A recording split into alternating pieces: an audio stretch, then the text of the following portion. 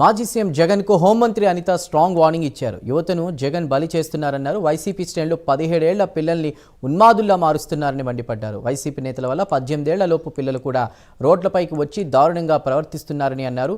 పిల్లలు నరుకుదాం చంపుదాం అనడానికి కారణం ఎవరని ఆమె ప్రశ్నించారు. నేరాలను ప్రోత్సహించడం జగన్కు అలవాటని, వాటిని ఎలా అరికట్టాలో సిబిఎన్కు తెలుసన్నారు. కత్తులు పట్టి ఉన్మాదం చేయాలని చూసే వాళ్లను రోడ్ల మీదకి తీసుకొస్తామన్నారు అనిత.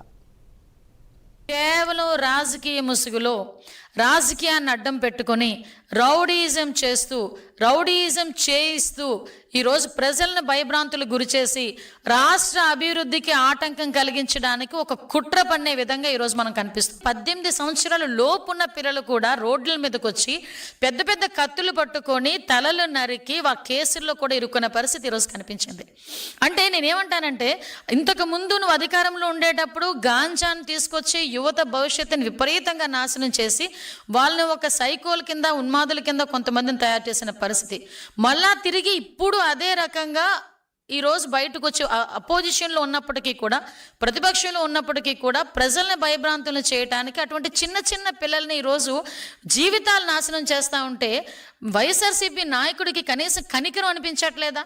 ఎందుకంటే ఒక రకంగా చెప్పాలంటే వైసీపీ నాయకుడు తాలూకా పరిస్థితి ఎలా ఉందంటే, ఆస్తి గురించి సొంత తల్లి మీద, సొంత చెల్లి మీద కేసులు పెట్టినవాడు రేపొద్దున నీ కొడుకుని ఎవరైనా అరెస్ట్ చేస్తే ఇలాంటి విషయాలు వస్తాడని మీరు ఎందుకు అనుకుంటున్నావు?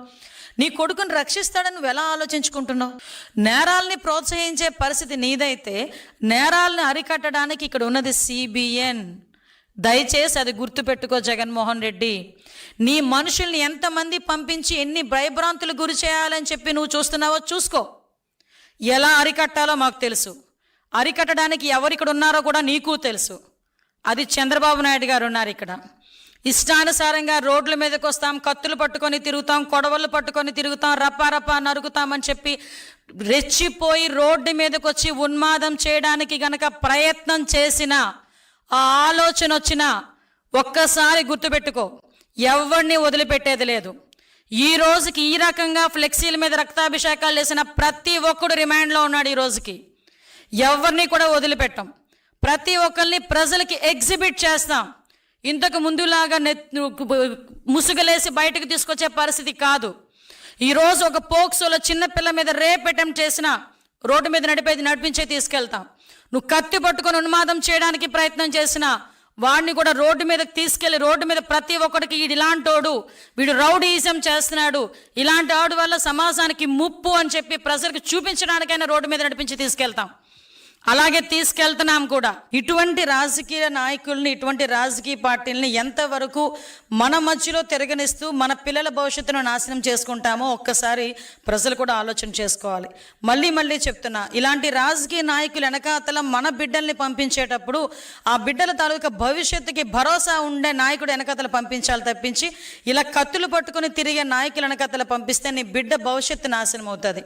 ఈరోజు మేము స్కిల్ డెవలప్మెంట్ సెంటర్ లాంటివి పెట్టి ఈరోజు పిల్లలకి ఉద్యోగ అవకాశాలు ఇవ్వాలని, యువతకు ఉద్యోగ అవకాశాలు ఇవ్వాలని మేము చూస్తూ ఉంటే ఈరోజు ఆ వైఎస్ఆర్సీపీ పార్టీ నాయకుడు కత్తులు ఇచ్చి రోడ్డు మీదకి వచ్చి ఉన్మాదం సృష్టించమని చూస్తూ ఉంటే ఒక్కసారి ఆ తేడా కూడా ప్రజలు, తల్లిదండ్రులు కూడా గ్రహించాలని. పొట్టేలు నరికినట్టే రప్పా నరుగుతామంటే తప్పేంటి అని ఆ నాయకుడే అలా మాట్లాడుతూ ఉంటే ఆ కిందన ఆ పార్టీలో ఉన్న కొంతమంది అలాంటి చేయడంలో ఒకసారి అర్థం చేసుకోవాలి మనం కూడా. ఈరోజు పిల్లల భవిష్యత్తు అండి, చిన్న పిల్లల భవిష్యత్తు నిజంగా చాలా బాధ అనిపిస్తుంది. ఇంటర్మీడియట్ చదువుకొని, డిగ్రీలు చదువుకున్న వాళ్ళు ఈరోజు జైలు పాలయ్యారండి. వాళ్ళ తల్లిదండ్రులకు ఎవరు సమాధానం చెప్తారు? వాళ్ళ తల్లిదండ్రులకు తెలుసా ఇలా రోడ్ల మీద కత్తులు పట్టుకొని వెళ్తున్నట్టు? కానీ సరే, మనం చేస్తున్న పని ఇది తప్పు అని చెప్పుకోలేని నాయకుడా నేను అడుగుతున్నా.